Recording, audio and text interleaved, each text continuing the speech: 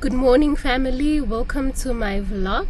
So this morning I am taking you with me to an event that I've been invited to. Is in Sandton. I have been invited by Juta, the publishing company. Yes, so they are launching something about property. I don't know what it is about, but I will hear when I get there. Hope you are going to enjoy my day with me. Let's go.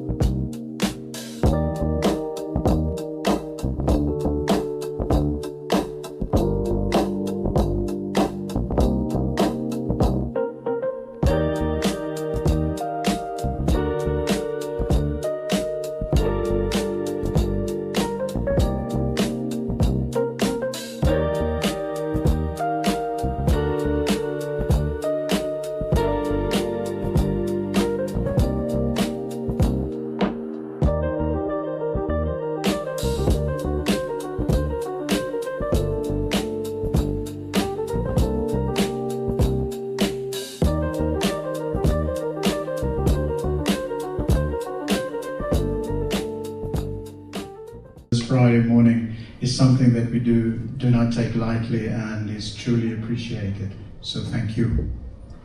We promise we'll try to make it worth your while, and if we don't, well, there are some very nice appetizers afterwards that will hopefully make the morning more palatable for you. So don't leave. Just maybe a little bit about Juta. For those who but before I get into that, let me just, a bit of a hint. There's going to be a panel discussion, and then there's... Of compliance. You know, you've been with the regulator, you've been on the other side, and you are on our side. What would you say is the relevance of compliance in our industry today? Is it necessary? Do we have too much red tape? Is there too much bureaucracy? What is it from your side, who's been on both sides? Rob, thank you so much.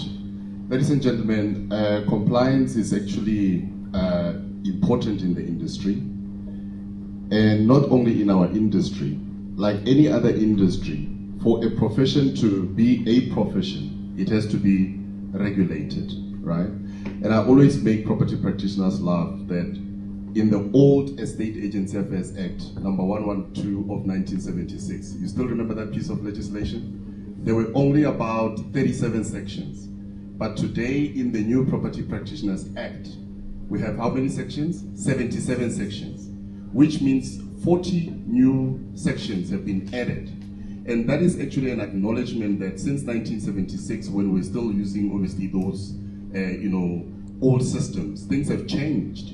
Now we needed to then cater for the new property environment, catering for the nuances of how property transactions are done today, which is where now the tech gets to be very relevant. Now you're asking, is it really important? Any game has got rules. If any game doesn't have rules, then it will be chaos. So to build credibility in real estate, we need these rules. So I look at compliance, Rob, as a way to sustain businesses. Because if you don't have defined rules, then it will be free for all, and we'll actually lose respect. And one of the things that we're struggling with, by the way, in the industry right now is the credibility of property practitioners. How do we then make sure that we are well respected? Just like an accountant, a lawyer, we need to then adhere to these set of rules. So for me, compliance is essential to ensure that we build a credible profession such as real estate, just like any other professions that we see out there being respected. So we'll earn the respect by adhering to these compliance rules. Thank you. Fantastic. Mr. Safaneki, I appreciate those points because it echoes out that compliance has a lot to do with professionalism. It has a lot to do with taking care and covering our clients, our buyers and sellers. When our buyers and sellers know that we're compliant, they feel at ease to operate with us, and they know that there's rules to the game, as Mr. Safaneki said. Mr. Mshibe, let us move over to the reality of property practice. The challenges. So in a normal sale-lease transaction, what would you say would delay a normal transaction from buyers, sellers, right up until the signature point. What are the frictions? Would you say that there's delays that exist there? And if so, what are those delays? And how can we make the process simpler and better? Okay, thank you very much for the opportunity. Before I get to that point, I wanted to get something across. Yes. That as an industry, there was one mistake we have made when we... Good afternoon. Actually, I don't have a question. And the reason why I didn't have a question is because of my questions would be like also challenges, you know, like, so how I think is, okay, what now? We all have challenges. Then when are we having that meeting with every stakeholders?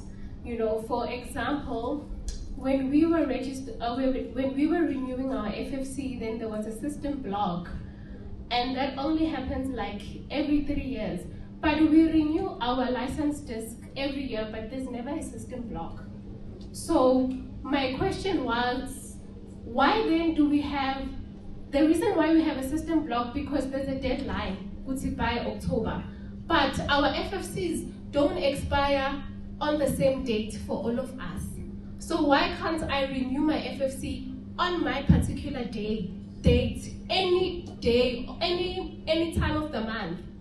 So if we are all registering at the same time, obviously, there will be a system block. And if Property 24 or any other stakeholders block me because PPRA system is blocked, for me, it doesn't make sense, it's not fair, because they need to fix the problem there, right? And also, I want to echo on integration, not only on property stakeholders like the banks, flips and all that, but also like government officers, because there has been a problem with plans for the longest time. And Braamfontein, they close, they move their offices to another offices, like it's a mess. You know, the masters of the high courts, I mean, like it's a mess.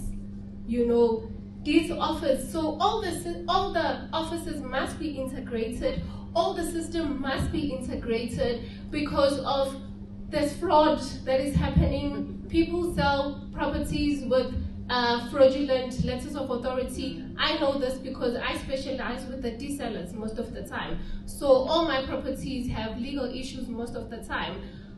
So yeah, that as well. And I want to also echo on the youth. One of my passion, I mentor new agents and I teach them, but also it's difficult because of this person doesn't have a car. I mean, they are young, they don't have a car, they don't have 3,000 to register with the PPRA at the time, and you have to carry them. So this morning I was actually thinking, actually I'm doing this for free. Like I need to be paid for it. Like I teach people, I pay school fees for 10 years, so like I need to get paid for it because I'm teaching someone to do something that no one is willing to teach, you know, and I'm using my own resources, my own car. Meanwhile, while I'm helping someone, I neglect my own deals, therefore I cannot take care of myself financially.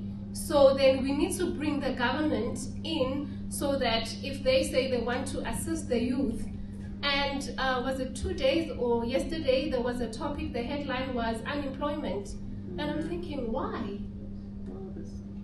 Thank you. Thank you, Lindy. As we can all hear, integration, frustration over compliance, and unfortunately, compliance issues that otherwise the big boys have gone too far and they've managed to create solutions for themselves. And to us, the small and medium enterprises, we're left to fend for ourselves. So when we get industry coming and saying, we've got solutions, ours is to say, is this what we can work with? We work with what we have. The trip to Nigeria was very interesting because it brought together African countries together with the NAR president-elect and other members of the delegate from America. And the Americans emphasized something which was very, very interesting about their compliance structures and their entry into real estate. Theirs is to focus on how not to break the law. The Canadians operate on an integrated system, the Americans work on an integrated system, and Africa, but I mentioned that we're a third world with first world infrastructure. So that first world infrastructure, I appeal to each one of us not to take the slave and oppressed mentality where we give the oppressor the opportunity to hold their power. Their power has long subsided and long died. The future belongs to those who will take it. An industry that partners and says, here's systems that you can use. Ours is to say where, Juta, building together, building a system together and inspiring together. Mine is to say thank you to the Juta group. Mine is to say thank you to everyone in attendance today. And following here is a presentation of a system that I think speaks volumes. It speaks to an integrated real estate process, a process which can be trusted by our clients, a digital compliance legal system that helps us with the challenges that we've mentioned for us to be on par with the big boys, if not better, if they do not jump onto the bandwagon. A system that allows me to be digital from listing, mandate, to saying to my client, here's your offer to purchase digitally. A system that says I can expand my business 3, 4, 5 branches, 10 branches, why not 90? Why not 9 at 9? And why not 1,000? With systems, that's what we need. If we've got the systems to back us up, the youth say, we've got the technology, let's partner with the guys that can help us to move the system forward. The Juta Property Practice is the system. I thank you, ladies and gentlemen. So before we developed the solution, we wanted to delve deep.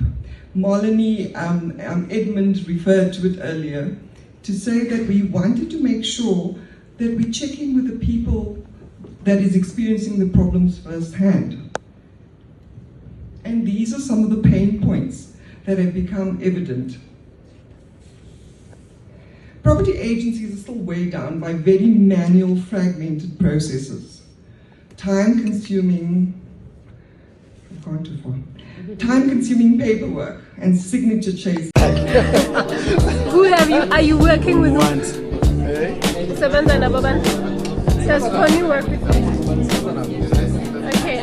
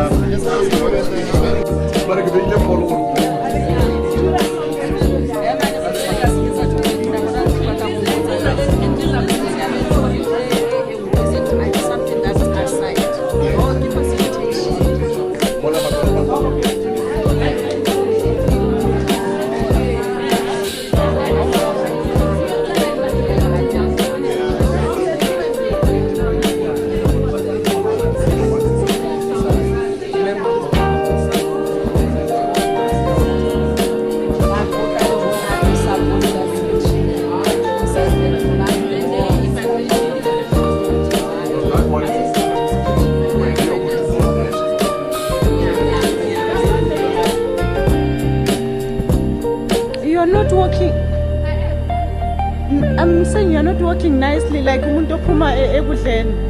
What's your problem?